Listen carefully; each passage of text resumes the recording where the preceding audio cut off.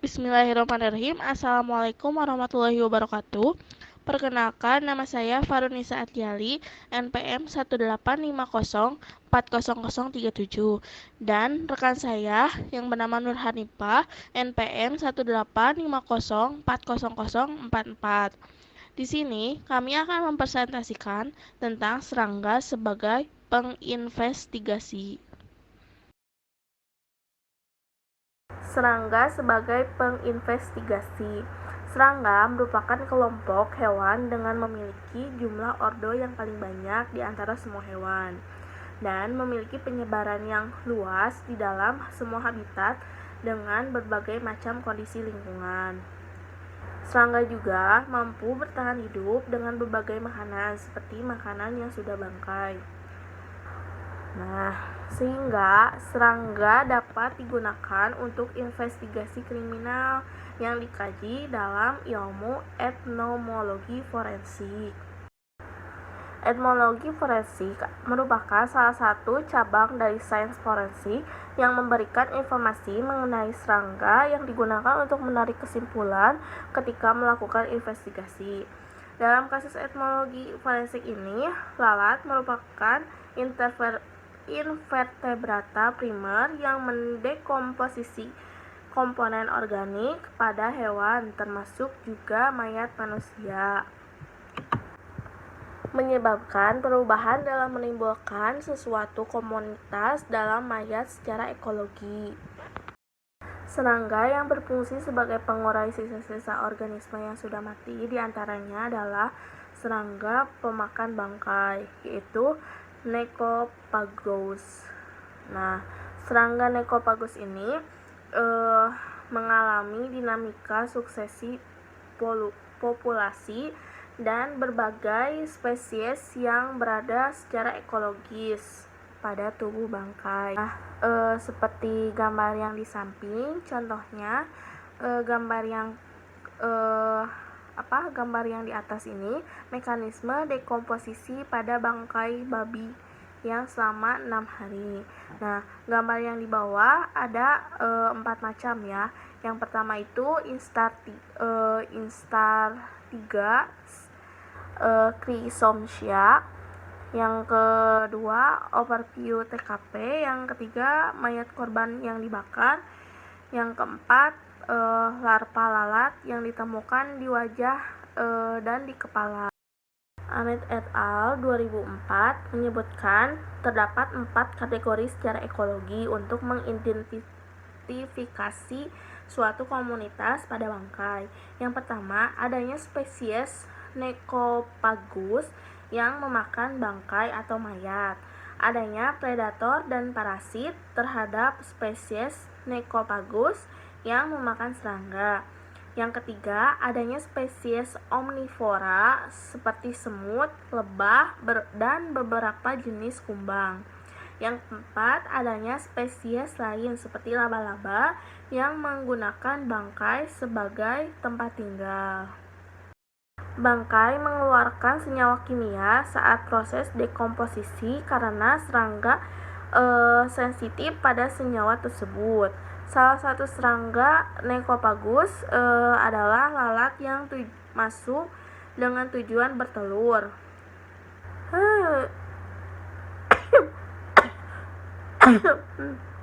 Katanya. Jenis-jenis serangga Necophagus yang sering dijumpai adalah lalat yang berasal dari famili Calipodae, Muscicadae, Vanidae, Sarcophagidae. Tahapan dekomposisi. Tahap pertama, fresh stage. Tahapan dimulai pada saat kematian dan ditandai adanya tanda penggelembungan pada tubuh. Yang kedua, blood stage. Tahap pembusukan dimulai. Gas yang dihasilkan oleh aktivitas metabolisme bakteri anaerob menyebabkan penggelembungan pada perut mayat. Selanjutnya, tahap ketiga yaitu decay stage. Tahapan ini ditandai adanya kerusakan kulit dan mengakibatkan gas keluar dari tubuh. Nah, Selanjutnya, tahap keempat yaitu post-decay stage. Pada tahap ini, sisa-sisa tubuh seperti kulit, kartilago, dan usus sudah mengalami pembusukan.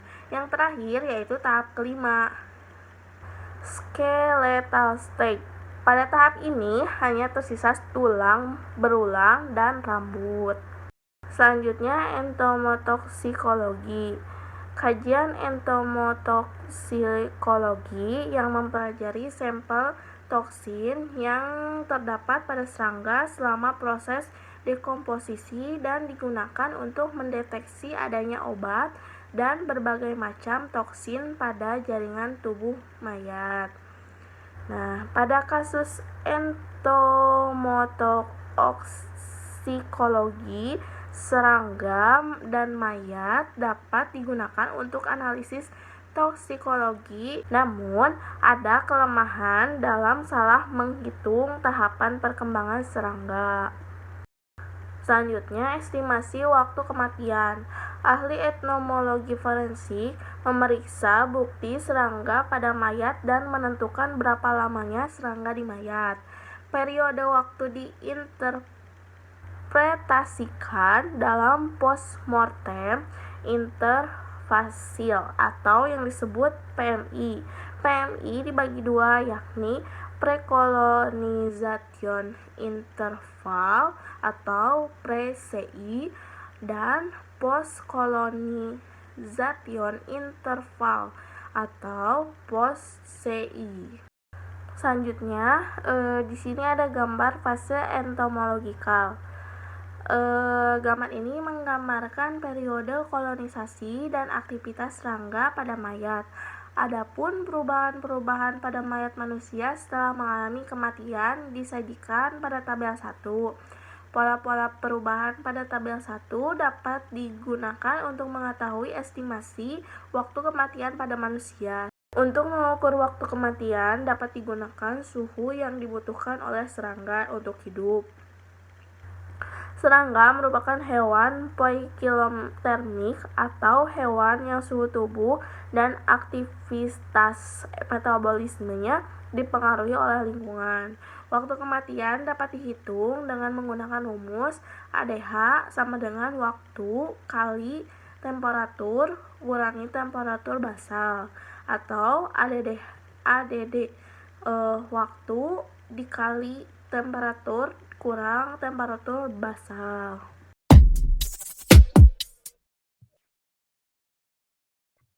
Selanjutnya kita akan membahas tentang serangga. Serangga itu berasal dari bahasa Latin yaitu insectum, artinya terpotong-potong menjadi bagian-bagian.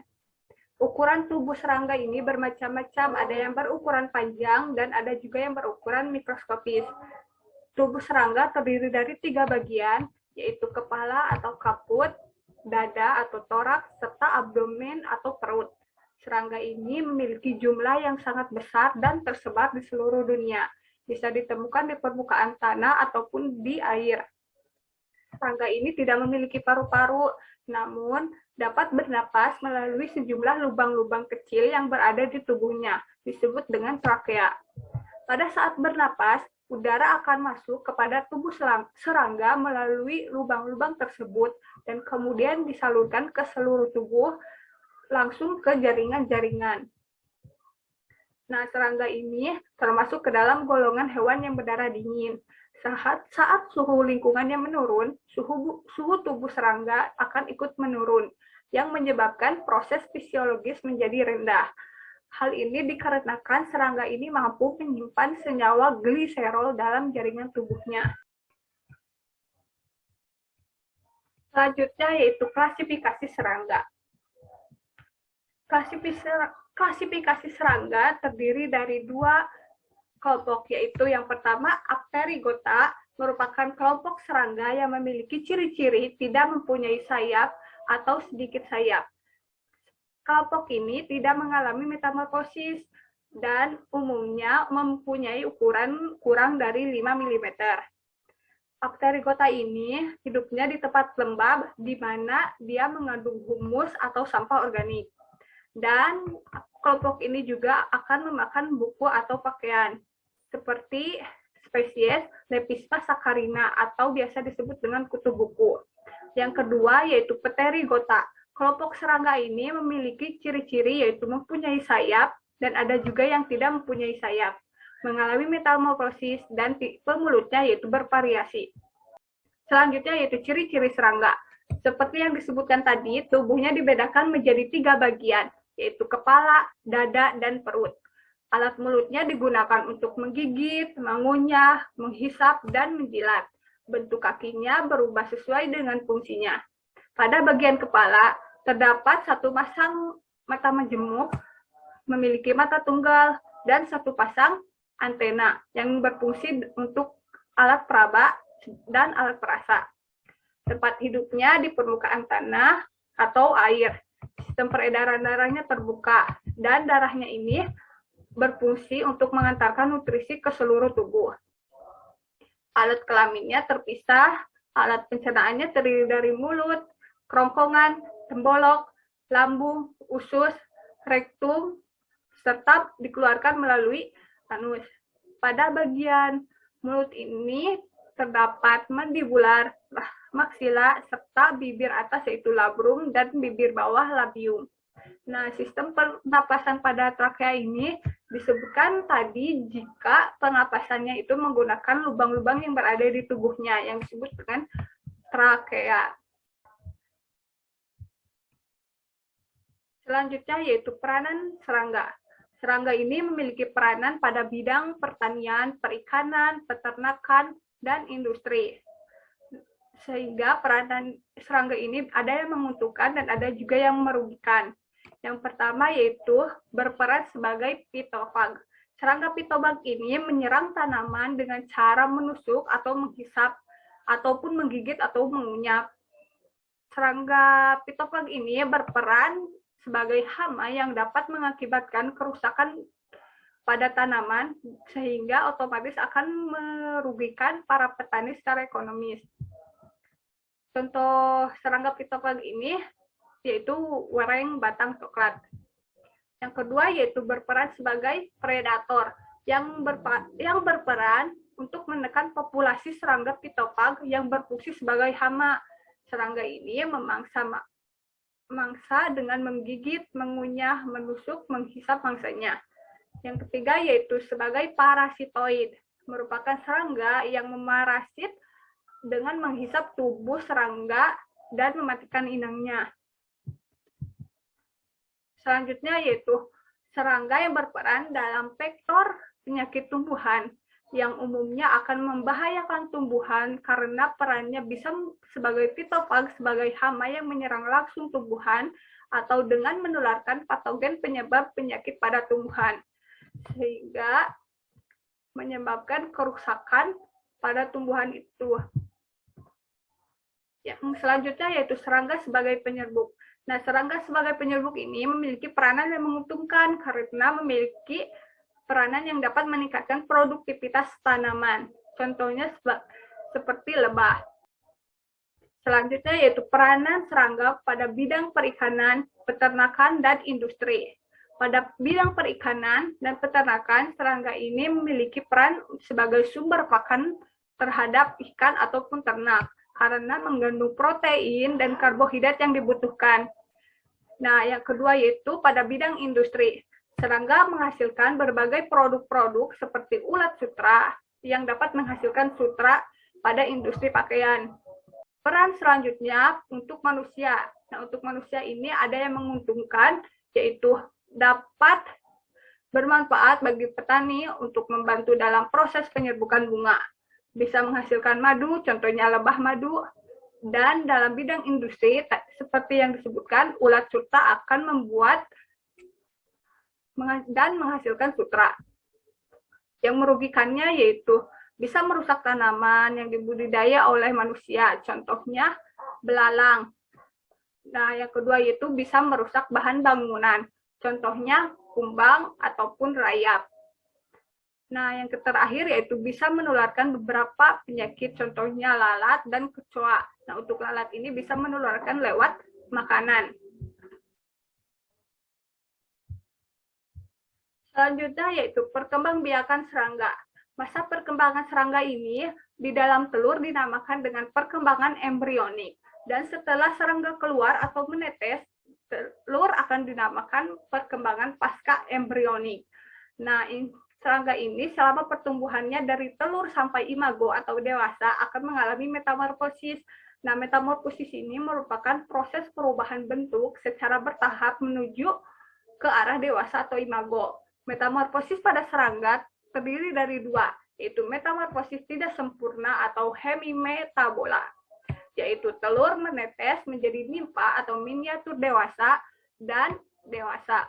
Metamorfosis tidak sempurna ini memiliki bentuk yang tidak terdapat bentuk kepompongnya. Contohnya serangga yang bermetamorfosis tidak sempurna, rayap, jangkrik, capung, belang sangit, dan hureng.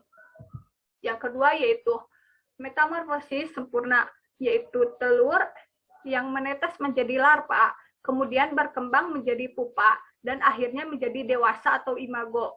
Nah, metamorfosis sempurna ini biasanya pada tahap-tahap dari larva, pupa, terus dewasa ini memiliki bentuk yang sangat berbeda. Contohnya yang paling terkenal yaitu kupu-kupu.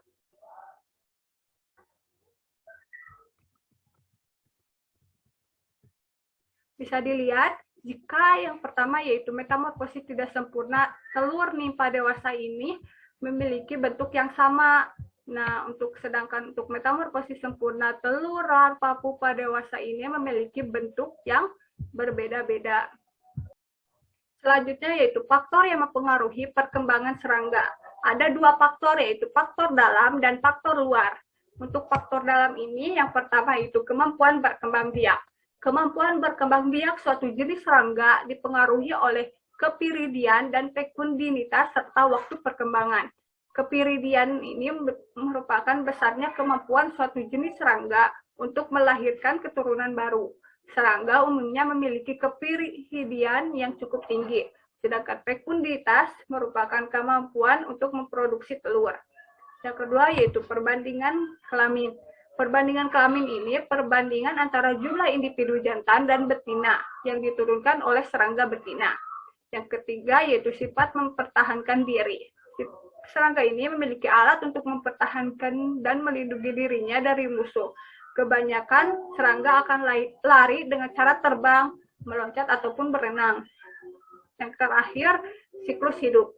Siklus hidup adalah suatu rangkaian berbagai stadia yang terjadi pada seekor serangga selama pertumbuhannya, sejak dari telur sampai imago. Yang kedua yaitu faktor luar.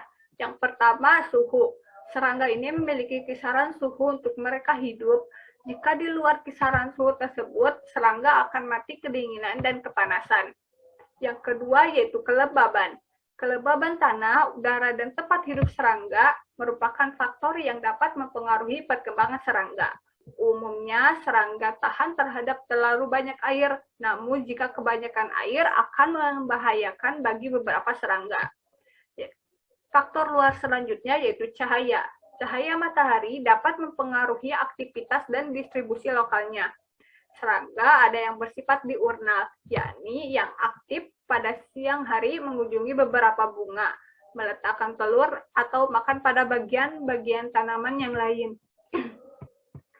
Faktor luar terakhir yaitu angin, berperan dalam membantu penyebaran serangga, terutama serangga kecil.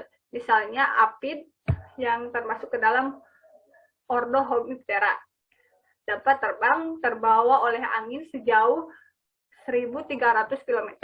Selain itu, angin juga mempengaruhi kandungan air dalam tubuh serangga, karena angin mempercepat penguapan dan penyebaran udara. Sekian presentasi dari kelompok kami. Mohon maaf apabila ada kesalahan. Terima kasih atas perhatiannya. Wassalamualaikum warahmatullahi wabarakatuh.